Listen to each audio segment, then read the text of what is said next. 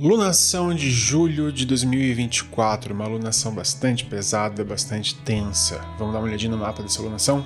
Bora lá! Antes de mais nada, eu só queria citar que aqui nós trabalhamos com astrologia tradicional, então esse mapa aqui ele não trata sobre previsões acerca de temas pessoais, mas sim de temas relacionados à coletividade. Aqui a gente não vai tratar acerca de questões de nível pessoal, beleza? Então, antes de mais nada, é só bom deixar esse disclaimer aí antes de frustrar alguém, tá bom? Então, a primeira grande coisa aqui do mapa dessa alunação é esse sextil muito próximo aqui entre Saturno e Marte, tá? Então esse sextil aqui, segundo Abu Machar, né? Dizemos que se Marte se aplicar a Saturno em trígono ou sextil, isso indica a ocorrência de fraude nos assuntos de pessoas religiosas e reis, e confusões entre pessoas por causa dos assuntos de fé. Então isso é um testemunho bastante forte, né? E a gente vê isso também já em algumas questões que já se desenham aí para os próximos 28 dias, né?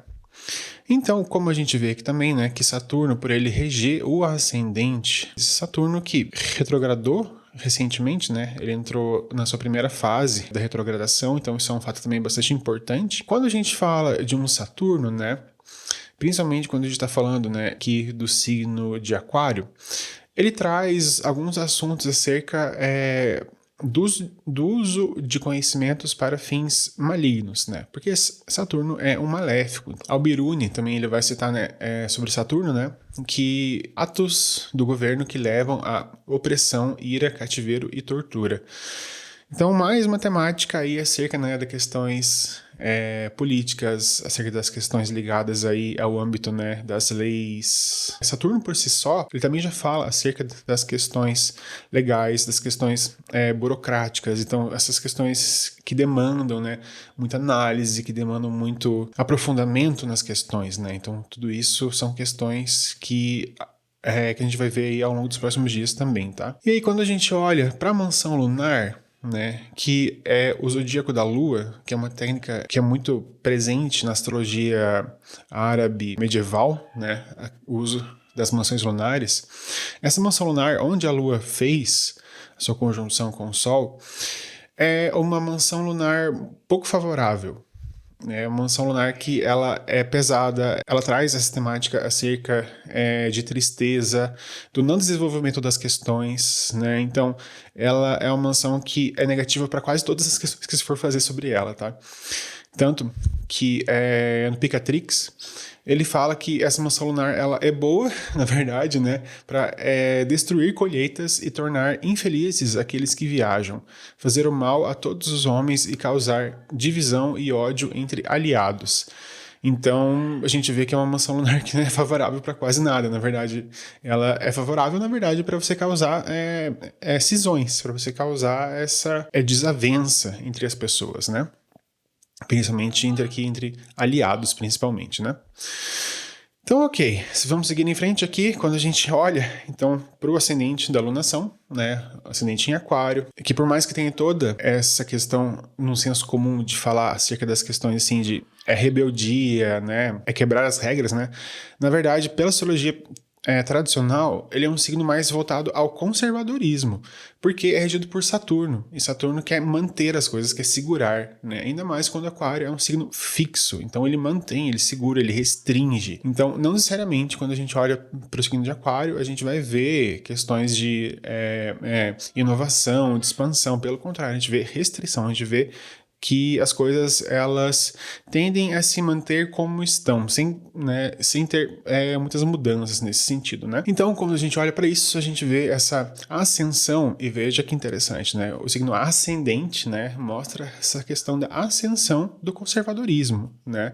Dessas questões que se pautam não pela lógica ou pela razão, mas sim por uma pauta conservadora, fundamentalista, que são as questões de Saturno. E também Saturno, ele tem, e também o signo de Aquário, ele tem esse caráter voltado bastante assim a questões de conspiração, a questões de fazer as coisas meio por debaixo dos panos. Então tudo isso também, em relação a questões de segredos, também é uma coisa que a gente vai ver bastante pautada nos próximos dias.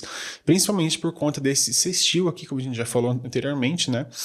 Aqui entre Marte e Saturno. E isso é bem importante porque quando a gente tá falando aqui da casa 4, a casa 4 ela vai trazer a temática de segredos, essa temática de coisas que a gente bota para debaixo do tapete, né? E também a casa 4, ela fala sobre a questão territorial, né? Sobre essa questão da demarcação dos limites, ainda mais que a gente está falando aqui, né, de um Marte em um signo de terra fixa, mostrando essa questão assim da demarcação territorial, né, como sendo uma questão de desavença, de briga, né, uma questão de luta, né, porque aqui a gente tem também o Marte em seu exílio, né, então ele vai estar mais debilitado pelo fato dele estar em exílio, tá?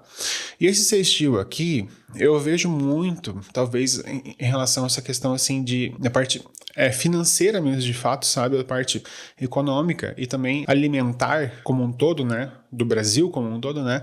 Sendo uma questão bastante presente aí nos próximos dias, tá? Tem algo rolando em relação à questão da importação de arroz, algo assim, então eu acho que tem algo aqui em relação a isso, tá? Em relação à questão das importações de arroz, nesse sentido, tá? Então, mais uma vez, como a gente vê aqui, né? A gente vê esse Saturno, que é o regente, então, aqui do ascendente da alunação, em um signo de água. Então, mais uma vez, em relação, eu percebo essa questão que também pode se referir à questão de barragens, tá?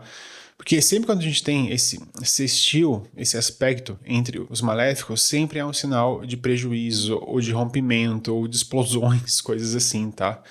Porque sempre quando a gente tem esse aspecto, né, entre os maléficos, né, tem algum sinal, né, de rompimento de estruturas, de barragens, coisas assim, tá? Eu imagino particularmente que pode ter mais alguma questão relacionada a isso, tá?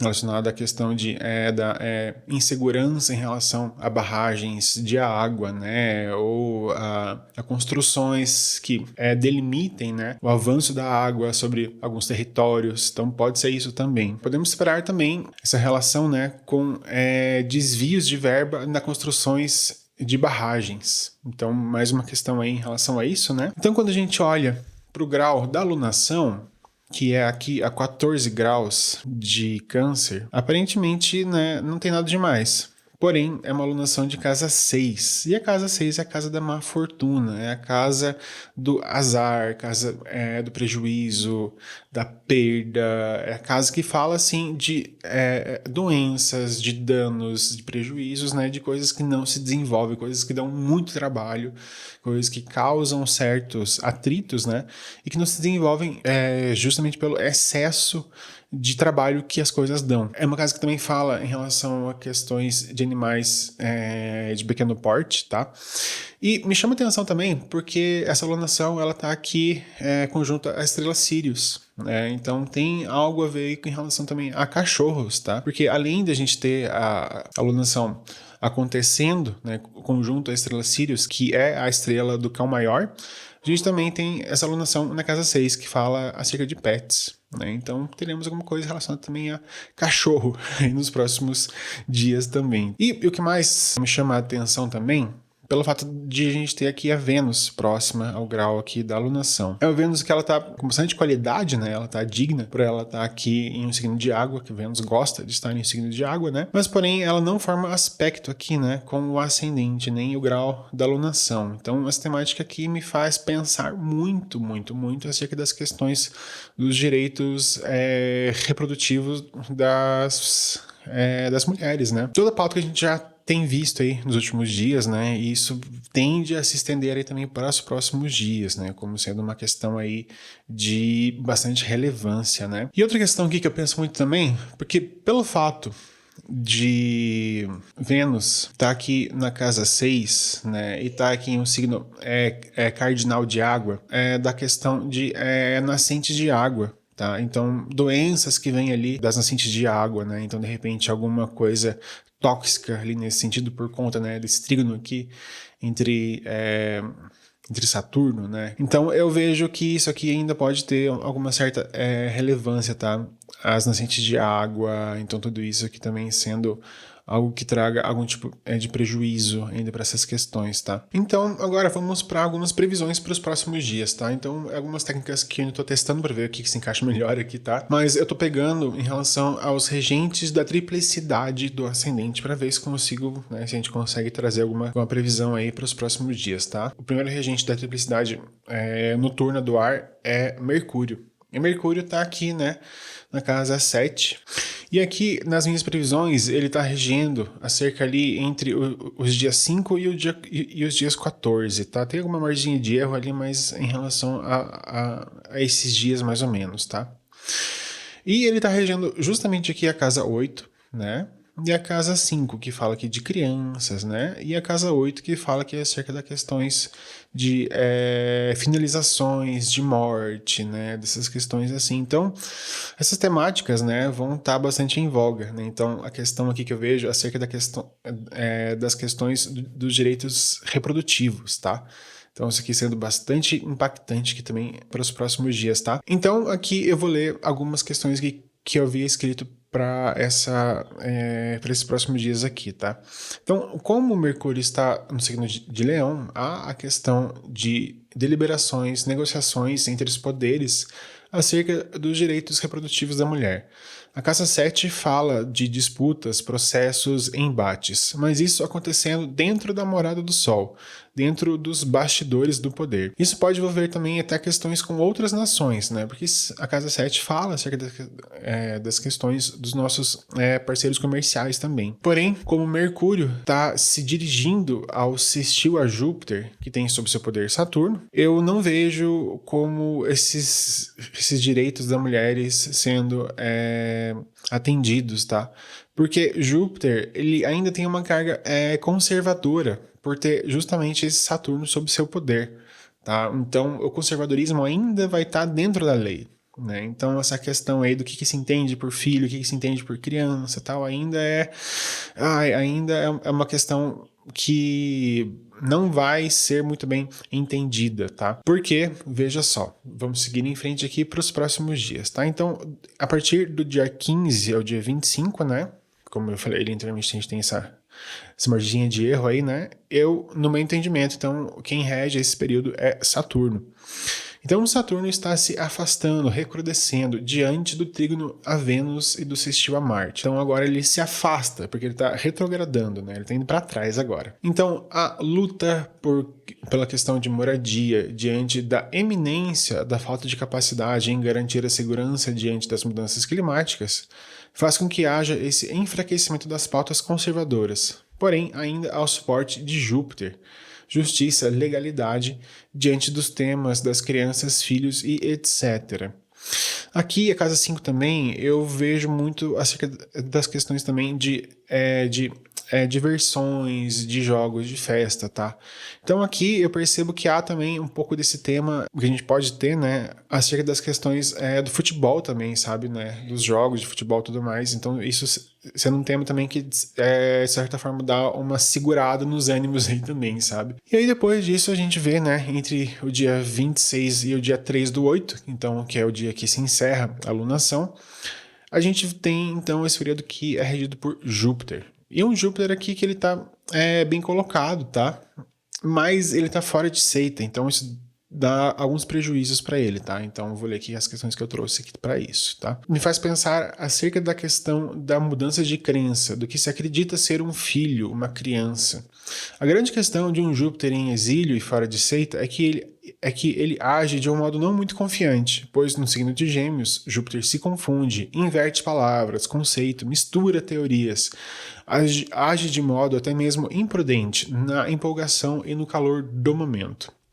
A intenção pode até ser boa, mas a execução é incerta. Conseguir compreender as minúcias e os detalhes que fazem toda a diferença é o verdadeiro desafio. Então, aqui, nesse último período aqui da alunação, tá? É o período mais complicado, porque é o período onde vai se discutir ali as minúcias das questões e as coisas começam a ficar complexas demais, né, para que a gente consiga acompanhar, sabe? Então, como eu falei ali, é um Júpiter em Gêmeos, ele está em exílio, então ele precisa de muita informação, de muito estímulo, de muita questão ali para conseguir achar uma coesão entre temas diversos, né? Então, por isso que é um período bastante desafiador e que pode levar também a muitas confusões conceituais também acerca das questões relacionadas aí à temática dos direitos reprodutivos também, tá? Então, como a gente viu, são temas que ainda se estendem para os próximos dias, tá? É uma alunação, é um pouco tensa, né? Porque é uma alunação de casa 6, então como a gente já discutiu ali anteriormente, né? Então, são vários temas aí que vão se repetindo aí ao longo dos próximos dias, tá? E eu queria saber de você o que você acha disso, quais são as suas opiniões, coloque aqui nos comentários para mim aqui embaixo o que você acha. Se você quiser estudar também astrologia comigo, conheça lá a comunidade Aurora. E também, se você quer ter o seu mapa lido por mim, as informações estão aqui também no link da descrição. Beleza, gente? Valeu, falou, até o próximo vídeo.